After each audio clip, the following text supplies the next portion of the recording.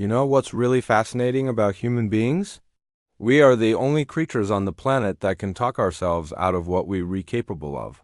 No lion is sitting in the grass saying, well, maybe I shouldn't chase that gazelle, because what if I trip? No hawk is in the sky thinking, I'm just not really a morning bird, maybe I'll hunt later. But we, as humans, can build an entire architecture of excuses that keeps us from even attempting the things we know deep down we meant to do. And the tragedy is that most people don't even realize they're doing it. They don't call them excuses, they call them reasons.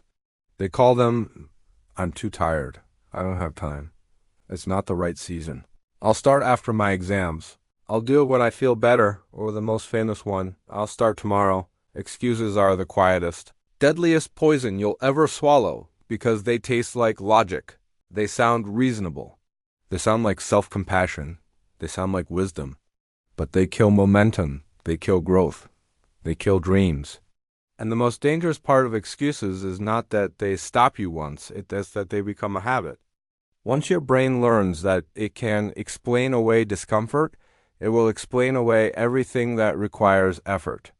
And before you know it, you've built a life where comfort is your god and regret is your shadow.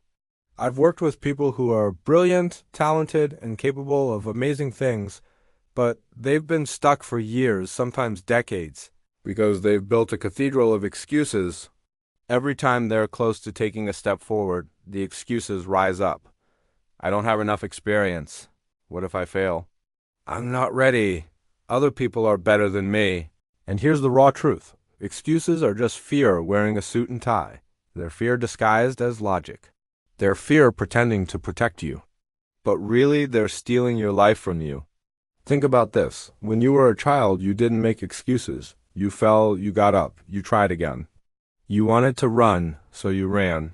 You wanted to draw, so you grabbed a crayon. You wanted to sing, you just sang even if you were off key. But somewhere along the way, society, failure, shame, and rejection taught you to be careful, taught you to justify inaction, taught you to protect your ego at all costs. And that's when excuses crept in.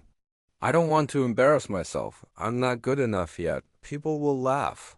That's how the muscle of life starts to atrophy.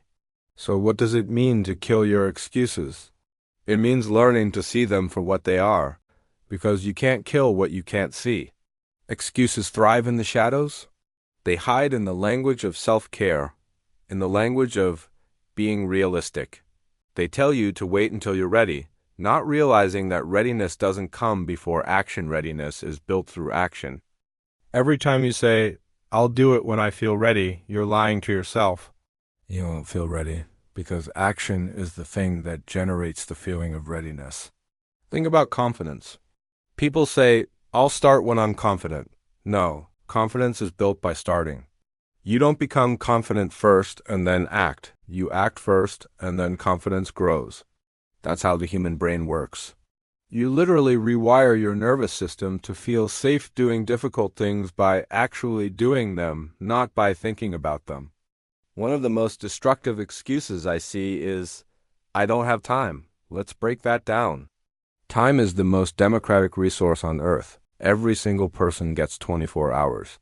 Elon Musk doesn't have 26. Oprah doesn't have 30. Gandhi didn't get a bonus clock. You and I have the exact same hours in a day as the greatest human beings who ever lived. So when someone says, I don't have time, what they really mean is, it's not a priority, and that's okay, but let's be honest about it. Because if you say, I don't have time to exercise, what you're actually saying is, I don't value my health enough to make space for it. If you say, I don't have time to pursue my dream, you're really saying, I'd rather stay in my comfort zone than risk failing. Once you start seeing excuses for what they are, masks for priorities, you regain your power. Because now it's not about some external force stealing your time. It's about you choosing what matters. And once you realize that you can no longer hide behind, I don't have time, you have to own your choices. That's uncomfortable, but it's also empowering because it means you can start changing it. Another favorite excuse is, I'm too tired. And yes, sometimes you genuinely need rest. But most of the time, I'm tired means I don't feel like it. Because the fascinating thing is that you'll notice you're never too tired for Netflix. You're never too tired for scrolling. You're never too tired for something that brings you immediate dopamine. Isn't that interesting? Somehow you have energy for distraction, but not for discipline. What that shows is that tiredness is often a story, not a fact. And if you push through it, if you start the task despite feeling tired, you'll notice that the energy shows up. Action creates energy. Waiting for energy before taking action is backwards. Excuses also love to hide behind perfectionism. I can't start until it's perfect. That's one of the biggest lies your brain will ever tell you. Because perfection is unattainable, and waiting for it is just procrastination dressed up in a fancy outfit. The truth is, your first draft will suck. Your first video will suck. Your first business idea will probably fail. But that's not a problem, that's the process. You don't get to great without going through bad. Perfectionism is the fear of being seen as inadequate. And if you let that fear rule you, you'll stay invisible forever. Killing your excuses requires one simple but difficult shift. Stop asking yourself, can I? And start asking, will one? Because the truth is, most of you can. You have the capacity, you have the intelligence, you have the resources. The question is not capability. The question is willingness. Are you willing to be uncomfortable? Are you willing to fail publicly? Are you willing to face rejection? If the answer is no, then you'll build excuses to protect yourself. If the answer is yes, then you'll build resilience instead. And here's the deeper layer. Excuses are not just laziness. They are protection mechanisms. They exist because somewhere in your past, you learned that trying and failing hurt too much. Maybe you were ridiculed as a kid. Maybe your parents set impossible standards. Maybe you failed once and the shame felt unbearable. So your brain built excuses as armor. I can't became safer than I'll try. Excuses are trauma responses. They're defense mechanisms. That's why you can't just yell at yourself to stop making excuses. You have to understand them. You have to realize, oh, this excuse is my brain trying to protect me from shame. And once you see that, you can choose to protect yourself in a healthier way by building strength instead of hiding. Killing excuses is not about becoming ruthless with yourself. It's about becoming honest with yourself. It's about looking in the mirror and saying, I've been lying to myself. I've been calling fear logic. I've been calling avoidance wisdom. I've been settling for comfort instead of growth. And that honesty is the first rep of strength. That honesty is how you start to build muscle. The real tragedy is not that people fail. It's that they never try because excuses kill them before they even step into the arena. Excuses let them die with their music still inside them, and that's heartbreaking. Because you'll never know what you could have been if you keep protecting yourself from trying. So the question is, how badly do you want to live? Not exist. Live, because to live means to risk. To live means to fail. To live means to stand in the fire of discomfort and realize you won't burn, you'll forge. Here's the thing most people don't realize. Your excuses are costing you more than you think. They're not just costing you opportunities, they're costing you your identity. Because every time you choose an excuse, you're casting a vote for the kind of person you are. Think about it. If you say, I don't have time to work out today, that's not just skipping a workout. That's reinforcing the identity of someone who avoids discomfort. If you say, I'll work on my project later, that's not just procrastination. That's reinforcing the identity of someone who delays their dreams. Day after day, excuse after excuse, you carve yourself into the shape of someone who doesn't follow through. And one day you wake up and realize you don't even believe in yourself anymore. That's the hidden cost of excuses, self-trust. Because the foundation of confidence is not affirmations or positive thinking, it's evidence. Confidence is the evidence you collect from your own life that you do what you say you'll do. When you tell yourself, I'll go to the gym, and then you actually go, you're building evidence that you're trustworthy. When you say, I'll study tonight, and you actually study, you're reinforcing the belief that you're reliable.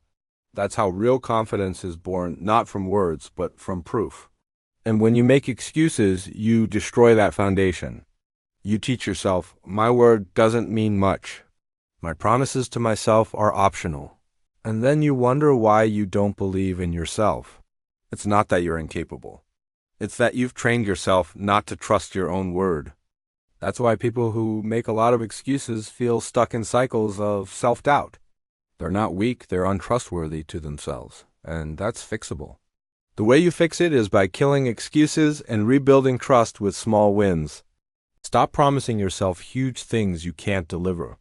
Start with one rep, one action, one moment of honesty. Tell yourself you'll do something, and then do it. That's how you rebuild trust brick by brick. Another thing about excuses is that they create this illusion of waiting for the right moment. People will say, I'll start when I'm in a better mental space. I'll start when I'm financially stable. I'll start when I have more time. But let me ask you this. When in your life has there ever been a perfect moment? When has the universe ever laid out a smooth path for you with zero obstacles, zero distractions, zero risks? Never.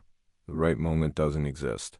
It's a fantasy your brain creates so it can justify staying in your comfort zone.